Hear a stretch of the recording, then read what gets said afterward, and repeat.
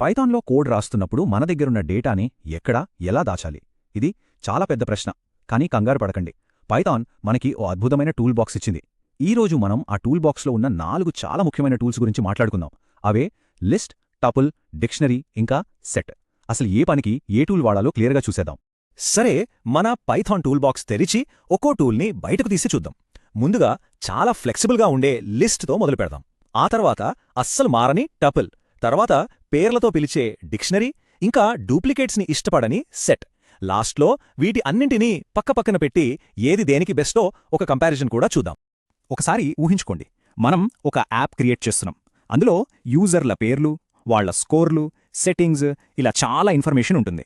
మరి ఈ డేటా మొత్తాన్ని ఎక్కడ పడితే అక్కడ పడేయలేం కదా. ఒక పద్ధతి ప్రకారం ఆర్గనైజ్ చేయాలి. ఇక్కడే డేటా స్ట్రక్చర్స్ మనకు హీరోల్లా అడ్డుపడతాయి. చెప్పాలంటే డేటాని నీట్గా సర్దడానికి ఇవే మన ఫౌండేషన్ అన్నమాట. సో పైథాన్ మన చేతిలో 4 చాలా పవర్ఫుల్ టూల్స్ పెట్టింది. 1 మనకు నచ్చినట్టు మార్చుకోగలిగే లిస్ట్, 2 అస్సలు మార్చలేని టపుల్, 3 ప్రతిదానికి ఒక పేరు పెట్టుకునే డిక్షనరీ, 4 డూప్లికేట్స్ అంటేనే పడని సెట్. పదండి, ఈరోజు వీటన్నింటి గురించి లోతుగా తెలుసుకుందాం. మన టూల్ బాక్స్లో అన్నింటికన్నా ఎక్కువగా వాడే చాలా ఫ్లెక్సిబుల్ టూల్ ఏదైనా ఉందంటే అది లిస్ట్ మాత్రమే. దీన్ని ఒక అడ్జస్టబుల్ రెంచ్తో పోల్చవచ్చు. ఎందుకంటే దేనికైనా సరిపోతుంది, ఎప్పుడైనా మార్చుకోవచ్చు. ఈ ఫ్లెక్సిబిలిటీనే దీని అసలు సూపర్ పవర్. సింపుల్గా చెప్పాలంటే లిస్ట్ అంటే ఏంటి? జస్ట్ స్క్వేర్ బ్రాకెట్స్ మధ్యలో ఉండే ఐటమ్స్ కలెక్షన్. దీనికి రెండు సింపుల్ రూల్స్ ఉన్నాయి. 1, మనం ఐటమ్స్ని ఏ ఆర్డర్లో పెడితే అవే ఆర్డర్లో ఉంటాయి. 2, ఈ లిస్ట్ని మనం ఎప్పుడు కావాలంటే అప్పుడు మార్చేయొచ్చు. కొత్తవి యాడ్ చేయొచ్చు, ఉన్నవి తీసేయొచ్చు. అంత ఈజీ. అసలు లిస్ట్కి ఇంత పవర్ ఎలా వచ్చింది? దాని కీ ఫీచర్స్ వల్లే. ముందుగా ఇది ఆర్డర్డ్, అంటే ప్రతి ఐటమ్కి ఒక అడ్రస్, అదే ఇండెక్స్ ఉంటుంది. గుర్తుంచుకోండి, కౌంటింగ్ ఎప్పుడు 0 నుంచే మొదలవుతుంది.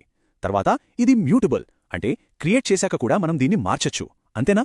ఒకే ఐటమ్ని మళ్ళీ మళ్ళీ యాడ్ చేసుకోవచ్చు. ఇంకా నంబర్స్, టెక్స్ట్ అన్ని కలిపి ఒకే లిస్ట్లో పెట్టొచ్చు. అదన్నమాట సంగతి. ఈ మ్యూటబిలిటీ గురించి ఇంకా క్లియర్గా చూద్దాం. చూడండి, ఇక్కడ మార్క్స్ అనే లిస్ట్ ఉంది. మొదట రెండో స్టూడెంట్ మార్క్స్, అంటే ఇండెక్స్ 1 దగ్గర 90 ఉంది. ఇప్పుడు చూడండి, మార్క్స్ 1 = 95 అని ఒక లైన్ కోడ్ రాస్తే చాలు. అంతే, ఆ 90 పోయి 95 వచ్చేసింది. లిస్ట్ వెంటనే అప్డేట్ అయిపోయింది. చూసారా? ఇదే లిస్ట్ ఫ్లెక్సిబిలిటీ అంటే. సరే, బాగుంది. మరి ఈ లిస్ట్ని ఎప్పుడు వాడాలి? సింపుల్. మీ దగ్గర ఉన్న డేటా కంటిన్యూస్గా మారుతూ ఉంటుందనుకోండి. అప్పుడు list me best friend. For example, online shopping cart ఉంది కదా. అందులో మనం ఐటమ్స్ యాడ్ చేస్తాం, తీసిస్తాం, లేదా ఒక గేమ్ ఆడుతున్నప్పుడు స్కోర్స్ అప్డేట్ అవుతూ ఉంటాయి. ఇలాంటి సిచ్యువేషన్స్కి లిస్ట్ పర్ఫెక్ట్గా సెట్ అవుతుంది. ఓకే, లిస్ట్ గురించి చూసాం కదా, అది ఫ్లెక్సిబుల్. కానీ కొన్నిసార్లు మనకు డేటా అస్సలు మారకూడదు, స్ట్రాంగ్గా, స్టేబుల్గా ఉండాలి. అలాంటి వాటి కోసం మన టూల్ బాక్స్లో ఇంకో టూల్ ఉంది. అదే టపుల్. ఇది ఒక ప్రిసిషన్ పార్ట్ లాంటిది.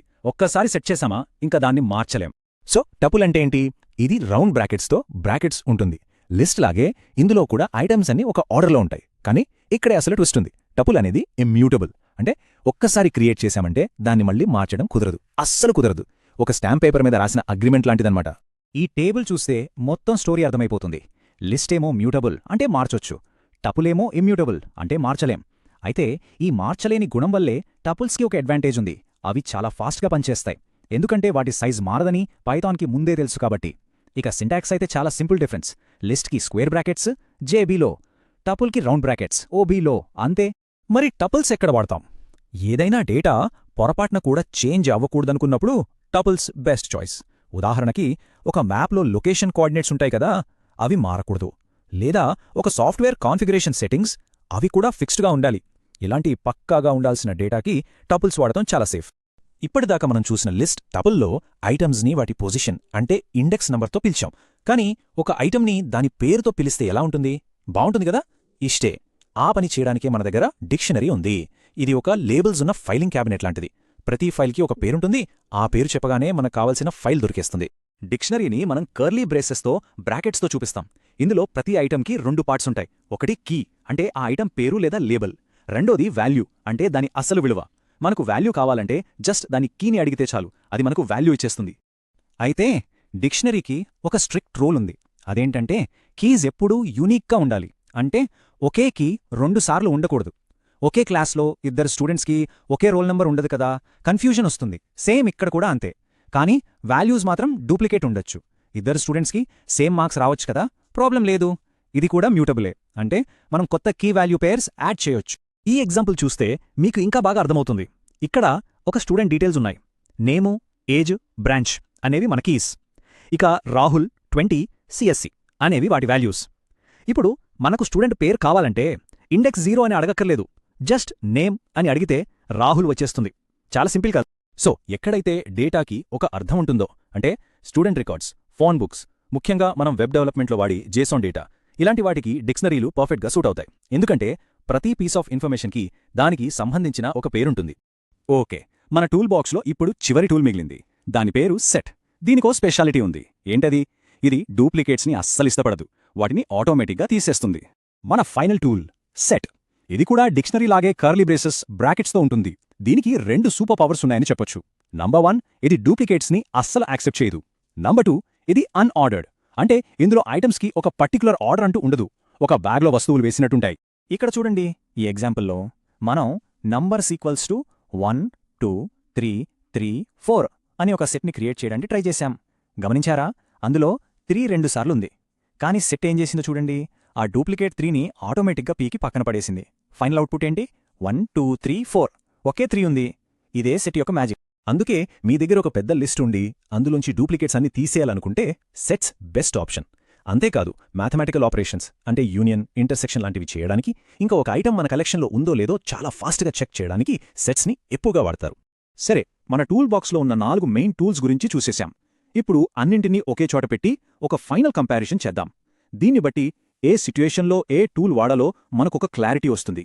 ఈ టేబుల్ చాలా ఇంపార్టెంట్. మనకు సరైన టూల్ ఎంచుకోవడానికి ఇదే గైడ్. సింపుల్గా కొన్ని ప్రశ్నలు వేసుకుందాం. మీకు ఆర్డర్ ముఖ్యమా? అయితే లిస్ట్ లేదా టపుల్ వాడండి. మీ డేటాని తర్వాత మార్చాల్సి వస్తుందా? అప్పుడు టపుల్ వాడొద్దు, మిగతావి వాడొచ్చు. డూప్లికేట్స్ అస్సలు ఉండకూడదా? అప్పుడు ఖచ్చితంగా సెట్ లేదా డిక్షనరీనే వాడాలి. ఇక సింటాక్స్ అయితే మీకు తెలిసిందే. లిస్ట్కి స్క్వేర్ బ్రాకెట్స్, టపుల్కి కామా, డిక్షనరీ సెట్కి బ్రేసెస్. సరే, ఈ టాపిక్ ముగించే ముందు మీకు చిన్న ప్రశ్న. ఒక యూజర్ ప్రొఫైల్ క్రియేట్ చేయాలి అనుకుందాం. అందులో యూజర్ నేమ్, ఈమెయిల్, ఏజ్ లాంటి ఫీల్డ్స్ ఉన్నాయి. మరి ఈ డేటాని స్టోర్ చేయడానికి ఈ 4గింట్లో ఏది బెస్ట్ టూల్? ఎందుకు? ఒక్కసారి ఆలోచించండి. ఇక్కడ ప్రతి ఇన్ఫర్మేషన్కి ఒక పేరు, అంటే ఒక లేబుల్ ఉంది. గుర్తుపెట్టుకోండి, గొప్ప ప్రోగ్రామర్ అవ్వాలంటే సుడు కోడ్ రాయడం వస్తే సరిపోదు. సరైన పని